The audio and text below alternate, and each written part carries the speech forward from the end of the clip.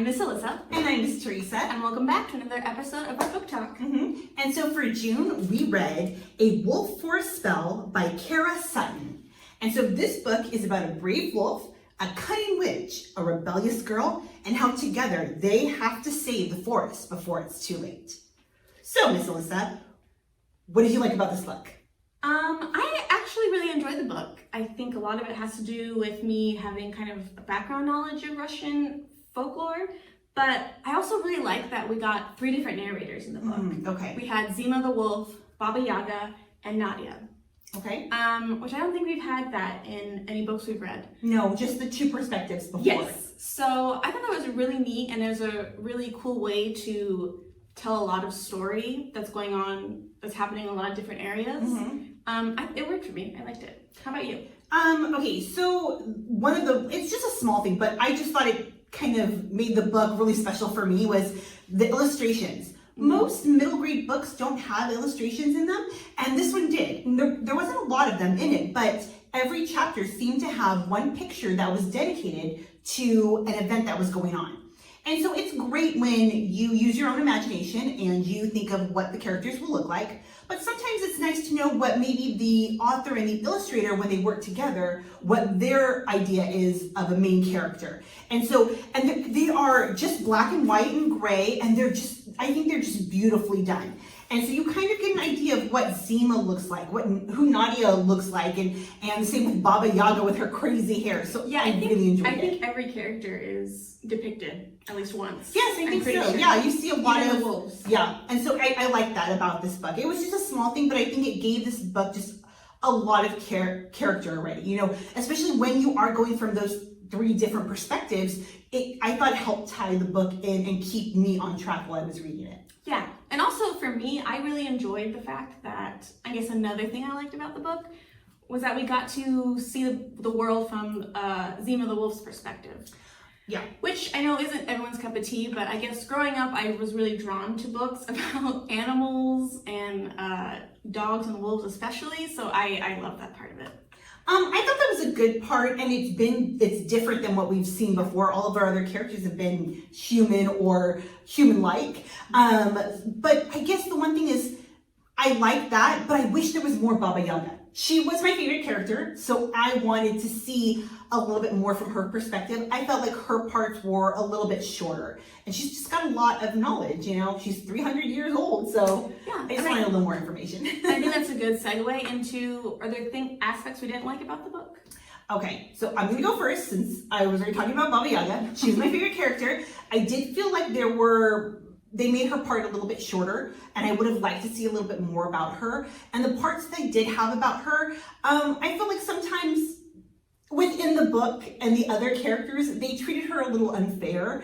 You know, they were just so scared of her, and they didn't want to give her a chance. And she was just, I thought, had so much knowledge, and she really cared for the forest and the creatures that lived in it.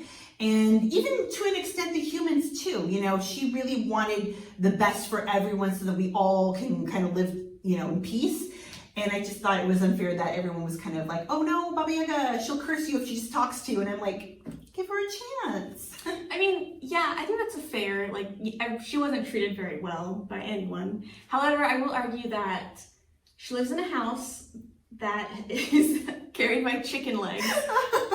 She's 300 years old, and she also doesn't do anything to be inviting to people. So okay, I can understand why people are a little wary of her. Yes, her house is creepy. I will give you that. Okay, and she the house is actually old. very nice, and the house really loves her, but still. Yeah, because the house kind of has its own personality, which is really funny.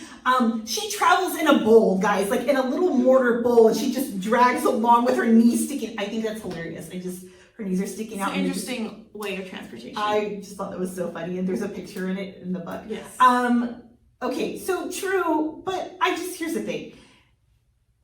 When you read the book, you learn that one of the reasons why she kind of pulled away from people was she's been betrayed by her own magic. Someone used her own magic on her, and so that's hard to come back from, you know?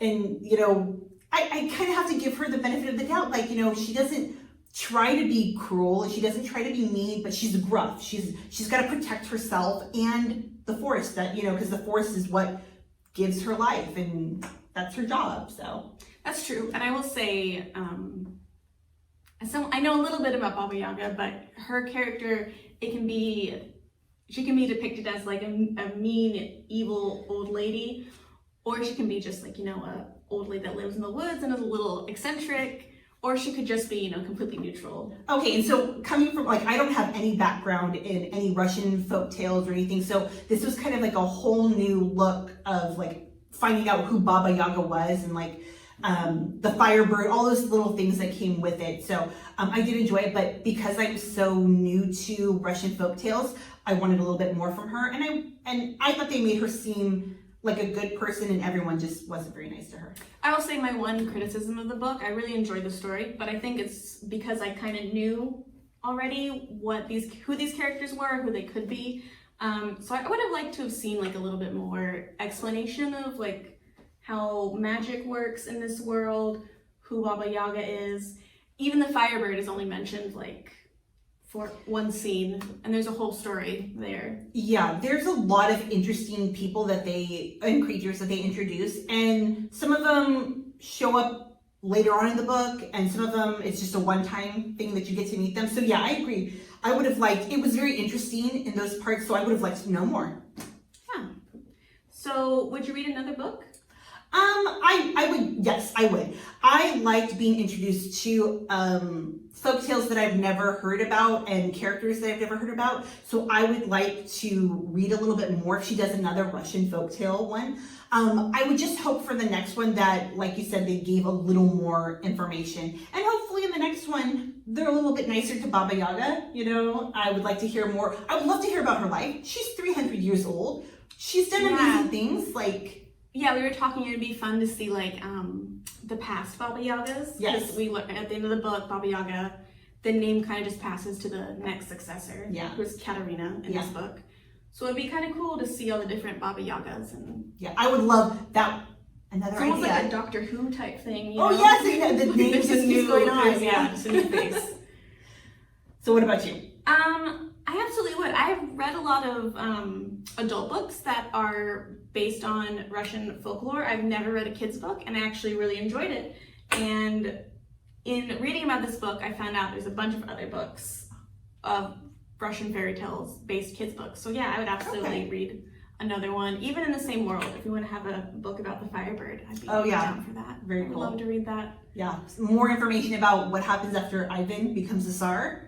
Yeah, there's characters, or Katerina. Yeah. I kind of thought Ivan and Katerina. Ivan seemed to like her. Maybe there's a Baba Yaga love connection. Yeah. And they treat the village and people in the castle and people in the forest. Or even Viter and Zima. Yes, Viter. I liked Viter a lot. Yes, he's one of my favorite characters. He was my favorite wolf character.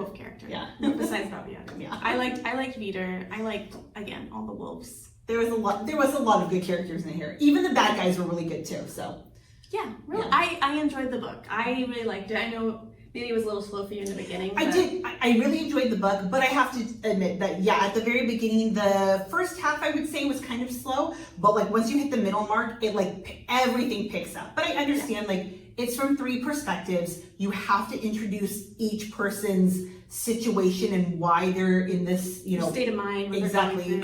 And how they all sync up and then save, the forest. So I did. By the end of it, I was like, oh my gosh, what's going to happen? And it was just good. It was good. So.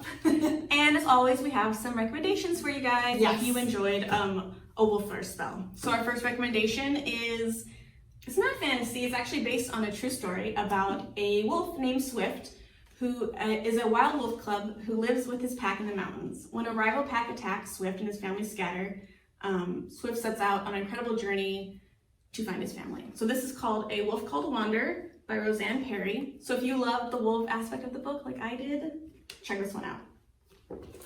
Okay, and then our next recommendation would be if you're kind of a little more wanting to know information about Baba Yaga, it's going to be The House with Chicken Legs by Sophie Anderson. And this one's about 12-year-old Marinka, and her grandmother is actually the Yaga. And so the Yaga is a guardian who guides the dead into the afterlife. And Marinka is going to be the next Yaga after her grandmother retires. And so that Sounds means, familiar. yeah, it means no school, no sports, no music lessons, no friends. And so Marinka takes a chance when she stumbles on making a new friend. And so it's all the crazy things that come along with it. Sounds pretty cool. With a little bit of a different spin on Baba Yaga again. Mm-hmm. That's common. And another Russian fairy tale setting, I guess. The Door by the Staircase by Katherine Marsh.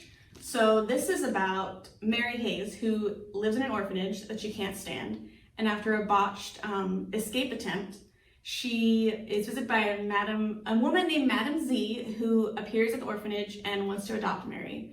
And she's like swept away into this beautiful home, new nightgowns, everything. But when Mary begins to explore the strange nearby town with the help of her new friend Jacob, she learns a terrifying secret about Madame Z's true identity. Oh, and this no. has a lot of Russian folktale references. Oh gosh. Okay, so that sounds really interesting. I would like the creepy And there's like the aspect of it. firebird on the back, so. And then for July, our new pick is going to be The Lion of Mars by Jennifer L. Holmes. I'm excited for this one. Yeah, and this is like a sci-fi book, so I'm looking forward to it. So this is about Belle, and Belle lives on Mars, and he lives in a colony on Mars, with other kids and their parents. But a virus breaks out, and the grown-ups are the only ones who get sick. All the other kids, they're immune to it. So it's up to Belle to find his courage, uncover the truth, and face the terrifying unknown to save his family. So I'm really excited about reading this Excited. one. And I love this author. She's great. Yeah. Yes, she has some really good stuff Yes. too. Okay, and so don't forget to look at our videos on Facebook and YouTube. Yes. And Summer at Your Library is coming, guys, Yep. starting June 7th. Mm-hmm. We So will have Summer at Your Library. yeah, make sure that you pick up a log from your local branch, and also check out all the fun live programs that they're going to be doing on Facebook and YouTube as well. Yeah, and you can use some of our book recommendations for books towards your goal for summer reading. Yep. Okay, thank you guys for checking us out. We will see you next month with more book talks. Bye. Bye.